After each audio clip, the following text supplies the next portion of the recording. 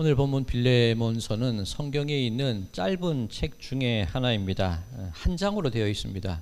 분량도 분량이지만 그 내용을 보면 이 바울이 빌레몬을 향하여서 쓴 개인적인 당부의 말, 그런 내용으로도 볼 수가 있습니다. 그렇다면 왜 이 짧은 편지가, 한 장밖에 되지 않은 짧은 편지가, 그리고 개인적인 내용일 수도 있는 그 편지가 왜 성경 안에 포함되게 되었을까? 그런 궁금증을 가지게 됩니다. 그 당시 많은 책들이 있었을 것이고 많은 신앙의 권면이 될 만한 내용들이 있었을 것인데 왜 하필 이 개인적인 짧은 편지를 성경의 정경에 포함시켰을까? 그 궁금증을 가지고 오늘 말씀을 시작하도록 하겠습니다. 이 빌레몬서에 몇몇 이름들이 나오는데 주요 등장인물은 3명입니다. 편지를 보내는 바울, 편지를 받는 빌레몬, 편지를 들고 가는 오네시모, 이 세 사람이 주요 인물입니다.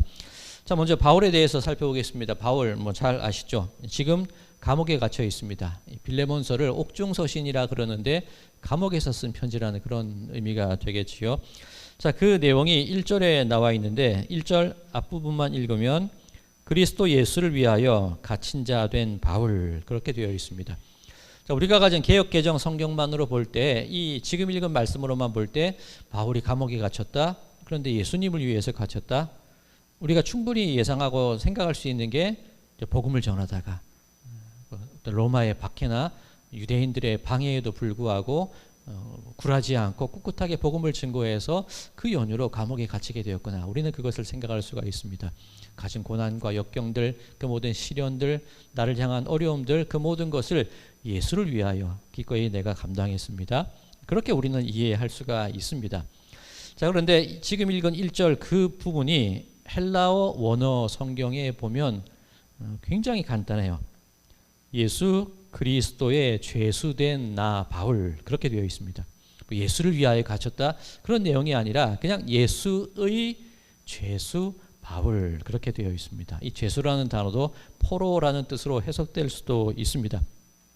자, 그렇다면 제가 가끔 이 성경 번역을 새롭게 개인적으로 하기도 하는데, 우리가 가진 성경이 잘못됐다는 의미가 아니라 한 언어를, 그 언어가 가지고 있는 뉘앙스라든가 배경, 그런 것들을 다른 언어로 바꾼다는 게 쉽지 않거든요. 그리고 설명 없이 이 글을 읽는 것만으로 우리 성도님들께서 성경의 내용을 이해하게 하기 위해서는 많은 의역이 필요하기는 합니다. 정말 잘 번역된 책입니다. 그런데 저는 이 시간 조금 더 자세히 설명드릴 수 있기 때문에 새롭게 제 사역을 하기도 하는데, 어쨌든 이 1절 말씀을 예수 그리스도의 포로된 나 바울, 이게 원문의 뜻이라는 거예요. 이게 어떤 의미가 가지고 있냐면, 지금 우리 성도님들 옆에 계신 분들을 지그시 바라보시면서 나는 당신의 포로입니다 한번 해보시기 바랍니다. 옆에 바로 붙은 분 없으시면 약간 떨어진 분한테도 나는 당신의 포로입니다 한번 해보시기 바랍니다. 잘 안 나오시죠? 눈 마주치고 이 얘기를 하기에는 좀 민망해요. 이게 어떤 의미가 있습니까? 나 당신 거야? 그 얘기죠. 나 당신한테 사로잡혔어. 당신의 마음에 푹 빠져버렸어. 나는 당신에게 속한 사람입니다. 그런 의미가 되는 겁니다. 자, 그러면 이 빌레몬서가 시작이 될 때 우리가 생각하기에 나의 헌신과 수고와 노력을 위하여서, 예수님을 위하여 내가 이렇게 노력했고 감옥에 갇혔어, 그런 뉘앙스로 읽혀지는데, 사실 바울이 이 글을 쓸 때 원래 쓰여진 글자 그대로 목적이 뭐냐면, 나는 예수님께 포로된 사람입니다. 이 육체적으로 감옥에 갇혀있는 그 상태를 얘기하는 게 아니라 내 마음이, 내 인생이, 내 삶이 온전히 예수님께 붙잡힌 사람입니다, 그 얘기를 쓰고 있는 겁니다. 물론 옥중서신이기 때문에 두 가지 의미를 다 포함할 수도 있겠죠. 이후에 나오는 그 갇힌 자된이라는 얘기들이 몇 번 반복이 되는데, 감옥에 갇혀 있다는 의미로도 해석이 될 수 있는데, 원어 문법 바울의 의도 그대로를 읽자면 나는 당신 거예요, 나는 예수님 거예요, 그런 의미가 된다는 겁니다. 자, 편지를 쓴 바울의 상태는 예수님께 사로잡힌 자, 그런 의미를 가지고 있습니다. 두 번째, 편지를 받는 빌레몬은 어떤 사람일까?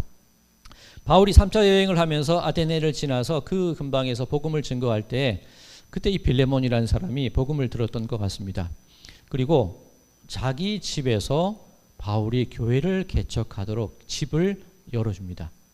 교회라는 것이 이 건물이 아니라 성도들의 모임이 교회라고 몇 차례 말씀을 드립니다. 가정교회인 거죠. 이 빌레몬의 집에서 교회가 시작이 된 것이 이 골로새 교회입니다. 오늘 본문 2절에 그런 내용이 있는데 자매 아비아와 우리와 함께 병사된 아키뽀와 내 집에 있는 교회에 편지하노니. 그렇죠? 내 집에 있는 교회, 이 빌레몬 가정교회 골로새 교회에 내가 편지를 합니다. 그 말은 빌레몬이 기꺼이 자기 집을 교회로 내어줄 만큼 복음에 사로잡힌 자이기도 하고 경제적으로도 조금 넉넉한 사람이었겠구나 우리가 예상을 할 수도 있습니다. 자, 그렇다면 빌레몬은 교회에서 어떤 평가를 받는 사람일까? 5, 6, 7절 다 나와 있긴 하지만 7절만 제가 읽겠습니다. 형제여, 성도들의 마음이 너로 말미암아 평안함을 얻었으니 내가 너의 사랑으로 많은 기쁨과 위로를 받았노라. 성도들에게 평안함을 끼칠 만큼 이 빌레몬이라는 사람이 교회 내에서 인품이 되었건 성품이 되었건 신앙적으로든 모범이 되는 그런 지도자였다는 것을 우리는 예상을 할 수가 있습니다. 그리고 그런 이 빌레몬의 모습을 통해서 바울의 마음 가운데 기쁨이 자리 잡았다. 그런 사람이 빌레몬이라고 할 수가 있는 겁니다. 자, 그러면 이 편지를 받는 빌레몬이 어떤 인물인지도 우리가 알게 되었습니다. 그럼 세 번째, 이 편지를 들고 가는 오네시모가 과연 누구냐는 겁니다. 10절입니다. 갇힌 중에서 낳은 아들 오네시모를 위하여 내게 간구하노라. 감옥에 있는 동안 바울이 오네시모를 낳았답니다. 생물학적으로 낳았다는 의미가 아니라 가슴으로 마음으로 낳았다는 거겠죠. 내 믿음의 자식입니다.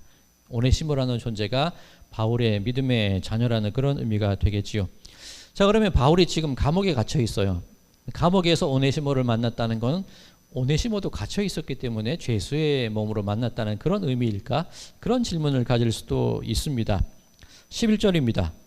그가 전에는 내게 무익하였으나 이제는 나와 내게 유익함으로. 자, 이 부분을 세번역 성경으로 제가 다시 읽어드리겠습니다. 11절. 그가 전에는 그대에게 쓸모없는 사람이었으나 이제는 그대와 나에게 쓸모 있는 사람이 되었습니다.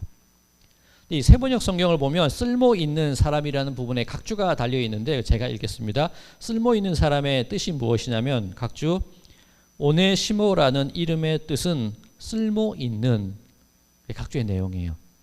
즉 오네시모 이름이 쓸모 있는 자라는 이름이라는 겁니다. 우리 성도님들 만약에 내가 자식에게 이름을 지을 때 쓸모 있는 녀석 그렇게 이름을 지으시겠습니까? 그러진 않겠죠. 그러면 쓸모 있다, 쓸모 없다를 판가름할 수 있는 사람을 향해서 쓸모 있는 녀석, 쓸모 없는 녀석이라고 판단할 때 누구에게 보통 그런 말을 붙일까요? 노예예요. 그 당시 노예에게 붙이던 이름이 1호, 2호, 3호 그렇게 붙이기도 했고 쓸모 있는 녀석 그렇게 붙이기도 했습니다. 이 오네시모는 노예였다는 겁니다. 자, 그런데 이 노예긴 했으나 이 학자들의 연구를 가만히 보면 이 빌레몬 집에 속한 노예였는데 그냥 막 일을 하던 노예는 아니었고 아마 이 머리가 좋고 수리 계산이 괜찮았던 사람인 것 같아요. 그러니까 바울이 가까이 두고 이 감옥에서 자기 옥바라지도 시키고 많은 선교의 동력자로 오네시모를 함께 동력하기도 하는데 좀 똑똑한 노예예요. 그러니 빌레몬이 이 오네시모를 향하여서 일을 맡길 때 굉장히 중요한 일들을 많이 맡겼겠죠. 그런데 이 주인과 노예 사이에서 굳이 예를 들자면 어떤 상업적인 활동을 하거나 중요한 일을 할 때 주인의 의견이 나오고 노예들은 그 의견을 듣고 어떤 일을 해야 되는데 주인의 의견과 이 오네시모의 의견이 달랐다는 겁니다. 그러면 보통은 주인한테 순종을 해야 되는데 이 오네시모가 자기가 생각한 것이 옳다고 여겨서 자기 결정대로 어떤 일을 진행을 시켜버린 거예요. 그런데 좋은 결과를 낳으면 좋겠는데 안 좋은 결과를 낳아버린 겁니다. 손해를 끼치게 된 겁니다. 그러니 노예의 신분으로서 주인에게 자기 마음대로 무언가를 행해서 손해를 끼쳤으니 금전적인 손해를 끼쳤으니 이거 큰일 난 일이잖아요. 그래서 아마 이 오네시모가 주인에게서 몸을 피하고 도망을 쳤던 것 같습니다. 그런데 도망친다고 해결될 일이 아니죠. 노예들을 어떻게든 잡아내는 그런 시대였으니까. 자, 이 라틴어 중에 이 아미쿠스 도미니라는 말이 있습니다. 이 아미쿠스라는 말이 뭐냐면 친구예요. 이 스페인어로 아미고 하면 이 남자들끼리 아미고 친구 그런 의미를 가지고 있잖아요. 그러니까 아미쿠스가 친구고 도미니가 주인입니다. 그러니까 아미쿠스 도미니 하면 주인의 친구라는 의미인데 만약에 누군가가 내 주인으로 섬길 수 있는 아니면 내 윗사람과 의견이 맞지 않을 때 중간에서 그 의견을 조율해 주는 사람이 있어요. 그 존재를 이 아미쿠스 도민이라고 합니다. 중재자, 어떤 꼬인 문제들을 해결해 주는 해결사, 그런 의미를 가지고 있는 겁니다. 그러니까 이 노예 오네시모가 이 빌레몬 주인과의 사이에 문제가 생겼는데 풀 길이 없어요. 도망을 쳤으니까. 이 아미쿠스 도미니를 찾아야 되는데 아마 바울을 떠올렸던 것 같아요. 이 빌레몬 집에서 바울이 뭐 함께 개척도 하고 말씀도 나누니까 이 노예 오네시모가 바울이 생각났던 것 같아요. 그래서 감옥에 갇혀 있는 바울을 찾아가서 자기의 사정을 얘기하고 어떤 중재를 부탁했던 것이다. 그렇게 최근의 연구의 흐름입니다. 그런데 바울과 함께 이야기를 하면서 복음을 들어요. 그리고 예수님을 믿겠죠. 그리고 오네시모의 마음 가운데 믿음이 자리 잡기 시작합니다. 그때부터 바울 곁에 머물면서 감옥에서 옥바라지를 하는 겁니다. 이 감옥에 같이 갇힌 죄수의 신분이 아니라 그 당시에는 이 감옥에서의 생활이 너무나 열악하기 때문에 뭐 가족이나 친구가 함께 감옥에서 생활하면서 그 사람을 돌보는 경우도 있었거든요. 이 나이가 점점 많아지는 바울 곁에서 오네시모가 옥바라지를 하면서 바울을 돌보고 있는 그런 상황이라고 할 수가 있는 겁니다. 자, 그런 오네시모를 바울이 어떻게 평가를 하고 있느냐. 12절, 내게 그를 돌려보내노니 그는 내 신복이라. 자, 신복이라는 단어에 각주가 있습니다. 각주 내용을 보시면 심장이라고 되어 있죠. 오네시모는 내 심장이라는 거예요. 바울에게 있어서 없어서는 안 될 사람, 나에게 꼭 필요한 내 마음과 같은, 내 심장과 같은 존재가 오네시모입니다. 바울이 오네시모를 그렇게 생각을 하는 겁니다. 자, 그런데 한번 이 흐름을 생각해 보시면 바울이 감옥에 있고 빌레몬은 부자집과 인품이 괜찮은 사람이고 믿음이 있는 사람이고, 근데 오네시모가 빌레몬 집에 손해를 끼쳐서 바울에게로 피신해 있습니다. 근데 바울이 이 오네시모를 데리고 있기는 데리고 있는데 문제가 지금 해결이 안 됐잖아요. 이 어중간한 문제를 해결해야 되는데 그것을 해결하기 위해서 편지를 써서 오네시모를 빌레몬에게 돌려보내는 겁니다. 이것이 이 빌레몬서의 전체적인 흐름이라는 겁니다. 자, 13절 14절 그 내용이 나와 있습니다. 그를 내게 머물러 있게 하여 내 복음을 위하여 갇힌 중에서 내 대신 나를 섬기게 하고자 하나 다만 내 승낙이 없이는 내가 아무것도 하기를 원하지 아니하노니 이는 너의 선한 일이 억지같이 되지 아니하고 자의로 되게 하려 함이라. 자, 지금 오네시모가 내 심장과 같은 존재인데 당신과 그 빌레몬 당신과 해결되지 않은 그런 채무의 문제가 있지 않습니까? 저 그거 그냥 덮어두고 싶지는 않습니다. 이렇게 찝찝한 마음으로 해결되지 않는 모습으로 그대로 두고 싶지 않습니다. 그러니까 이 문제부터 해결하면 좋겠습니다. 바울이 그 편지를 하는 거예요. 근데 13절에 보시면 갇힌 중에서 내 대신 나를 섬기게 하고자.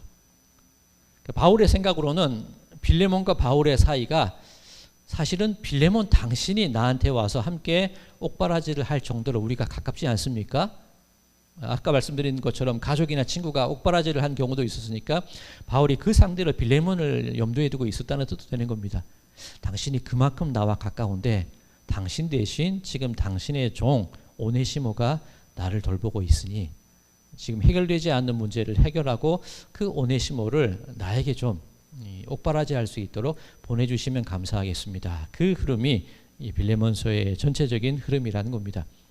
자, 그런데 여기에서 편지가 끝이 나면 그냥 뭐 일반적인 거예요.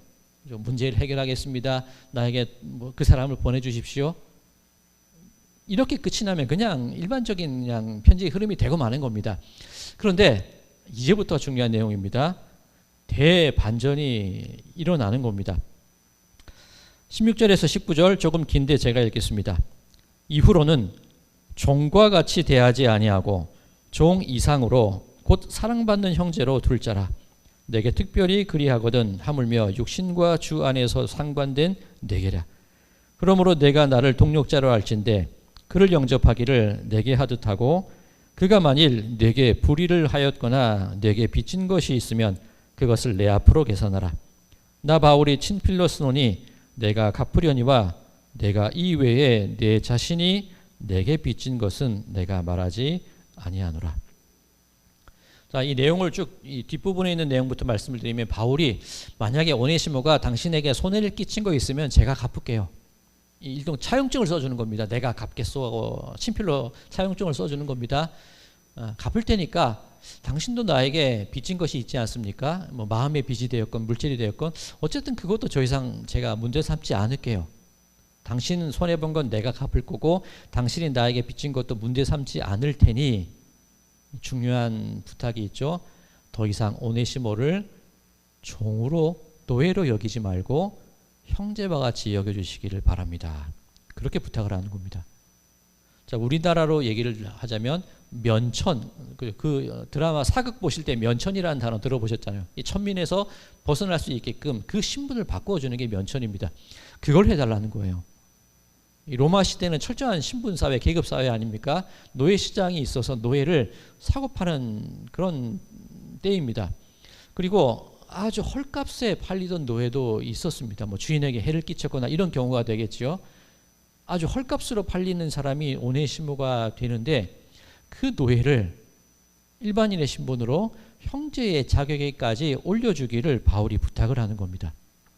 이거 굉장히 무례한 부탁일 수도 있습니다. 보기에 따라 바울의 이 부탁이 무례한 부탁일 수도 있고, 그리고 빌레몬은 바울의 그 부탁을 굳이 들어주지 않아도 됩니다. 철저한 계급 신분 사회고 노예를, 종을 형제의 자리에까지 올린다는 것, 신분 질서가 무너지는 거예요. 결코 용납돼서는 안 되는 일입니다. 거절해도 상관없고 들어주지 않아도 아무런 문제 없는 그런 환경입니다. 자, 오늘 편지의 내용을 쭉 보면 바울의 글 속에 이 빌레몬을 향한 칭찬의 말이 참 많아요. 당신이 참 사람들에게 모범이 되고 당신이 나 옥바라지 할 만큼 우리는 관계가 깊고 그런 좋은 얘기들이 막 써 있는데 그 마음을 좀 풀어줘서 이 일을 해결하고자 했던 그런 의도는 결코 아닙니다. 그렇게 바라볼 거는 아니라는 거예요. 자, 그러면 또 한 가지 우리가 살펴볼 필요가 있는데 이 8절부터 10절 제가 먼저 읽고 말씀을 드리겠습니다. 8절에서 10절. 이러므로 내가 그리스도 안에서 아주 담대하게 내게 마땅한 일로 명할 수도 있으나 도리어 사랑으로서 간구하노라. 나이가 많은 나 바울은 지금 또 예수 그리스도를 위하여 갇힌 자 되어 갇힌 중에서 낳은 아들 오네시모를 위하여 내게 간구하노라. 바울은 그 당시 존경받던 사도이고 이 골로새 교회를 개척할 수 있도록 도움을 줄 실질적인 주요 인물이고, 빌레몬이라는 사람은 바울과 함께 동력을 하기는 하는데 굳이 예를 들자면 목사와 성도의 관계라는 겁니다. 그리고 바울의 얘기를 들어보면 바울 자신이 빌레몬에게 명령할 수도 있다는 거예요. 오네시모 노예 풀어줘, 신분 바꿔줘, 명령할 수도 있는 관계인데 내가 그렇게 하지 않습니다. 다만 사랑으로 부탁드립니다. 바울이 그렇게 얘기를 하는 겁니다. 오늘날도 이 성도와 목사의 관계를 명령하는 사람과 명령 듣는 사람으로 그렇게 생각하는 분이 간혹 계신데 그렇지 않죠. 같이 동력하는 사람입니다. 근데 그 당시만 하더라도 명령을 해도 상관이 없을 정도로 바울의 어떤 권위라든가 교회 내에서의, 초대교회 내에서의 어떤 위치가 높다는 거예요. 근데 바울은 그 길을 택하지 않고 사랑으로 부탁드립니다. 그렇게 편지를 쓰고 있는 겁니다. 이것이 오늘 우리가 가지고 있는 이 빌레몬서 내용의 전체의 흐름입니다. 이 대반전이라는 것이 노예를 형제로 바꿔달라, 그 요구를 하고 있는 거예요. 앞서 말씀드린 것처럼 거절해도 아무런 문제가 없는 상황입니다. 자, 결론 궁금하지 않으십니까? 어떻게 되었을까? 이 빌레몬서에 대한 어떤 답장 같은 것은 아직은 발견되지 않았는데 골로새서를 읽다 보면 그 결론에 대한 어떤 정보를 얻을 수 있는 부분이 있습니다. 골로새서 4장 7절에서 9절, 이 골로새서의 마지막 인사 부분인데 제가 읽겠습니다. 두기고가 내 사정을 다 너희에게 알려주리니 그는 사랑받는 형제요 신실한 일꾼이요 주 안에서 함께 종이 된 자니라. 내가 그를 특별히 너희에게 보내는 것은 너희로 우리 사정을 알게 하고 너희 마음을 위로하게 하려 함이라.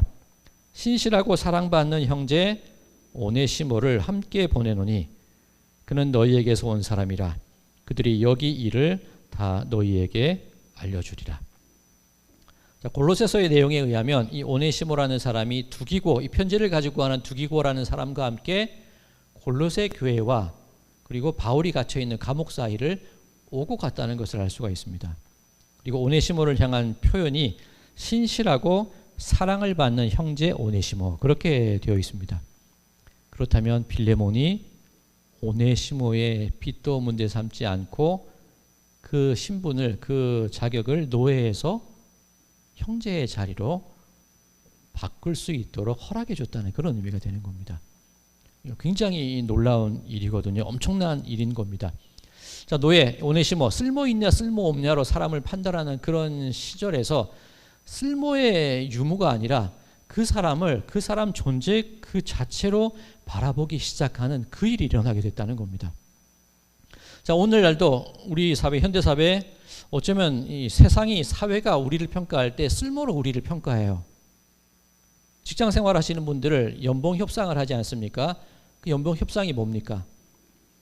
내가 회사 생활을 하는데 내가 회사에 얼마를 벌어주냐에 따라서 그 돈을, 내가 받는 급여를 높이거나 낮춰지는 경우도 있지 않습니까? 철저히 이 월급 사회라는 것은 쓸모로 판단을 한다는 거예요. 그리고 이 고위 어떤 고소득을 가진 사람들 있지 않습니까? 뭐 지도층이 될 수도 있고, 그 사람들을 향하여서 어떻게 그런 평가를 내리냐면 이 진입장벽이라는 말을 쓰기도 하는데, 그 사람들은 공부도 많이 하고 투자도 많이 하고 노력도 많이 하고, 뭐 의사 같은 경우도 그렇지 않습니까? 오랜 기간 수련하고 공부하고 학비도 비싸고, 뭐 예술가들도 그렇고요. 그러니 그들이 받는 급여는 당연히 높을 수밖에 없다. 우리는 그 생각을 가지고 있습니다. 철저하게 쓸모로 사람을 판단하는 거예요. 그 사람의 가치가 얼마인가로 판단되는 세상이 이 세상이라는 거죠. 어떻게 보면 어쩔 수 없는 일이기도 합니다만, 적어도 교회에서는 서로가 서로를 바라볼 때 쓸모 있냐 쓸모 없냐로 서로를 바라보는 게 아니라 그 사람이 가지고 있는, 그 사람의 하나님의 형상을 가지고 있는 그 모습 그대로를 바라보며 그 서로를 판단할 수 있는 그 마음이 되어야 되는 것이 우리의 모습이어야 한다는 거죠. 자, 이 흐름이 앞서 사도행전, 오늘 읽은 빌레몬서 1장 1절에서 제가 처음 설명을 드렸는데, 예수 그리스도의 죄수된 나 바울, 이 말이 굉장히 중요한 말이에요.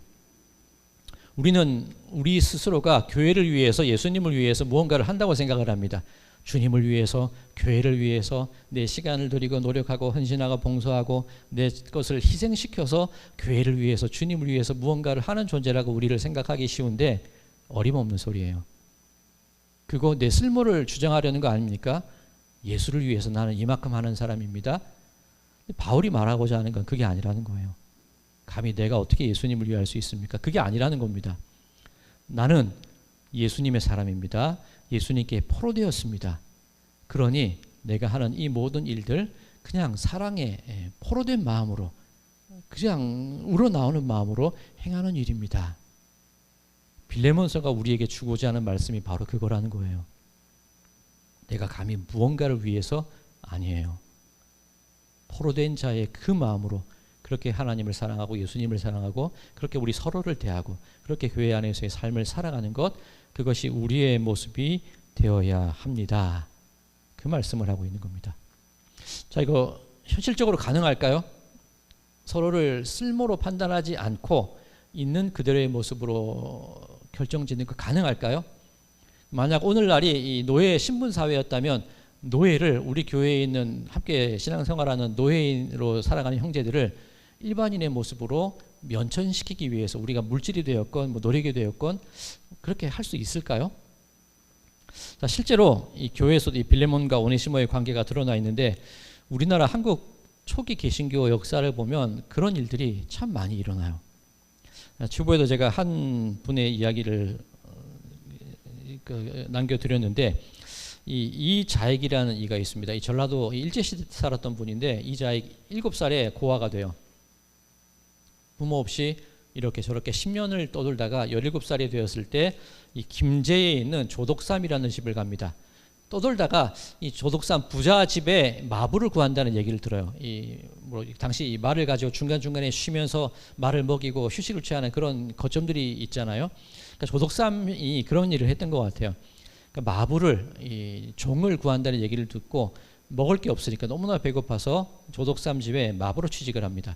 17살 된 이자익이라는 사람이. 그런데 가만히 일을 하다 보니까 방에서 천자문을 공부하는 소리가 들려요. 이 조독삼 아들이 천자문을 공부하고 있는데 이자익은 고아였잖아요. 종이잖아요. 글을 배우고 싶은데 문 밖에서 가만히 그거 듣고 있는 겁니다. 주인이 봐요. 보통의 경우라면 내 이 녀석 뭐 하고 있는 것이야 하고 막 쫓아내고 경을 칠 텐데 이 조독삼이라는 분은 그 이자익을 자기 아들과 함께 공부할 수 있도록 배려를 해줍니다. 글을 배우게 하고 인품을 키우게 만듭니다.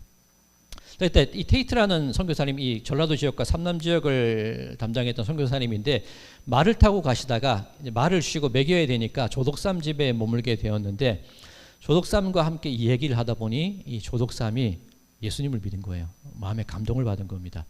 그리고 그 집을 열어서 가정교회로, 모이는 교회로 헌신을 하게 됩니다. 이 빌레몬과 같은 경우지 않습니까? 자, 그런데 사람들이 모여요. 교회가 점점 성장을 해요. 집이 좁아집니다. 그러니 교회를 지어야 되는데 조독삼이 자기가 가지고 있는 그 과수원터를 교회 자리로 봉헌을 합니다. 거기에 교회를 짓습니다. 그 교회가 지금의 금산교회, 기육자 예배당의 금산교회가 되는데 계속 부흥을 해요. 시간이 흘러서 교회의 지도자를 세워야 되는데, 장로를 세워야 되는데 누구를 세우면 좋을까요? 이 조독삼이 부자이기도 하고 자기 집을 내놓기도 하고 과수원을 봉헌하기도 했으니까 이 조독삼이 장로로 세워지면 딱 알맞을 겁니다. 이 조독삼이 장로 후보로 나옵니다. 그래서 또 누가 장로 후보로 나왔냐면 아까 마부였던 이자익이 장로 후보로 나와요. 천자문을 배우고 인품을 익혔으니까 아마 교회 내에서 귀한 역할을 맡았던 것 같아요. 이 투표가 붙여지게 됩니다.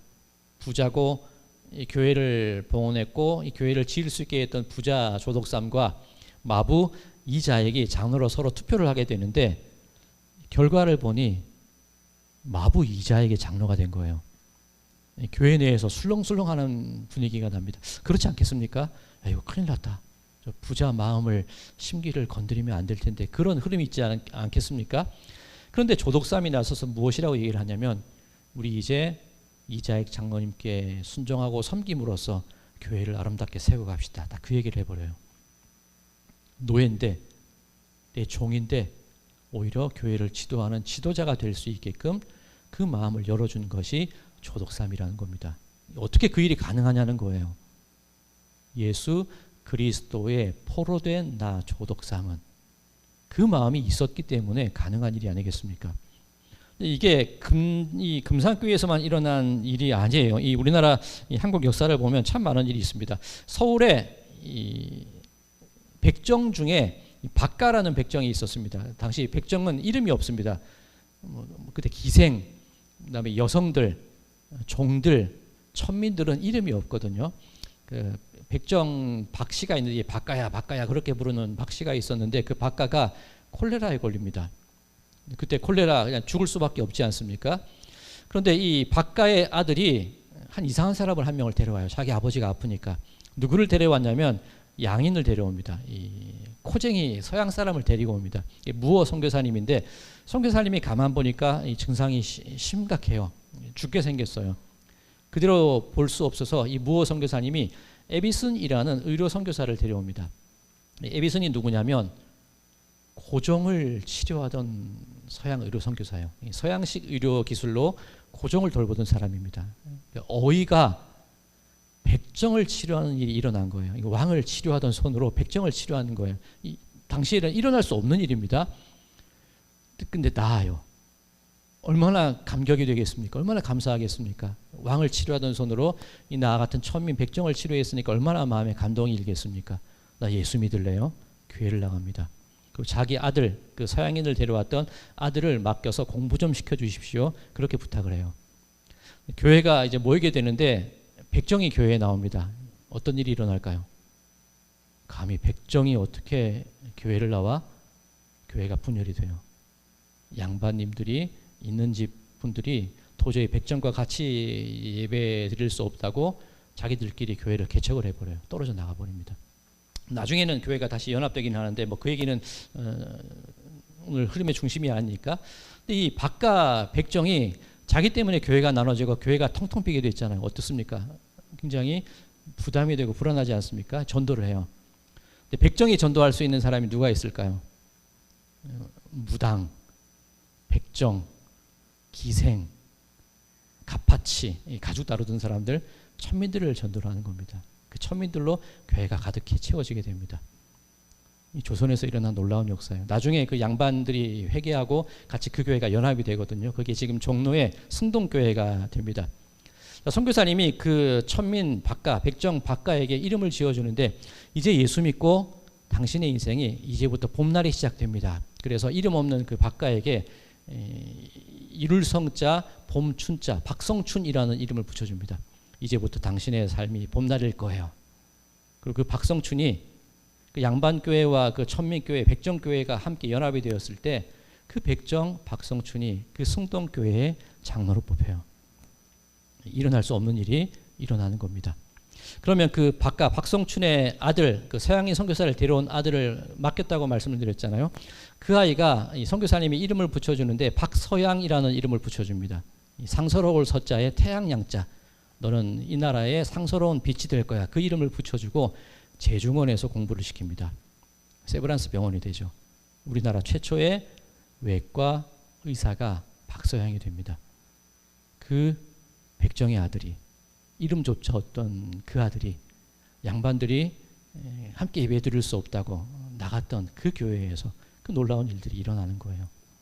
이게 복음의 역사라는 겁니다. 이게 믿음의 역사라는 거예요.